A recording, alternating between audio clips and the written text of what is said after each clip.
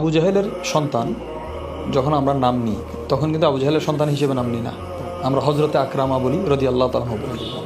তদ্রুপ হজরত আমির মুআবিয়ার সন্তানের বেলায় যখন আসি, যে ওনার ছেলে বলেই আমরা ছেড়ে দিচ্ছি এমন না, অথবা কারো বিদ্বেষ না, এখানে কারো বিদ্বেষ কাজ করবে না, শুধুমাত্র আমাদের আকীদার ওয়াফাদারিটা হচ্ছে এখানে বড় বিষয়।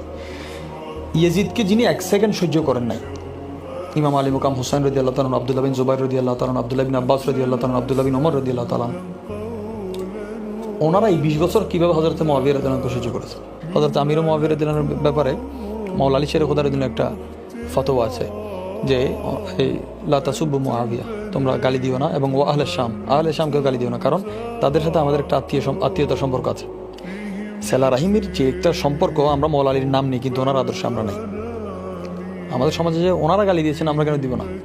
আমরা এই জন্যই দিব না, আমরা মাওলা আলী শের খোদার অনুসারী, এই জন্যই আমাদের মুখ উনি বন্ধ করেছেন, আমাদের কলম উনি বন্ধ করেছেন, এবং আমাদের শব্দের দায়েরাটা, এই হুদুদ, এই সীমানাটা উনি নির্ধারণ করেছেন। সুতরাং আমাদের এখানে সতর্কতা বড় জরুরি।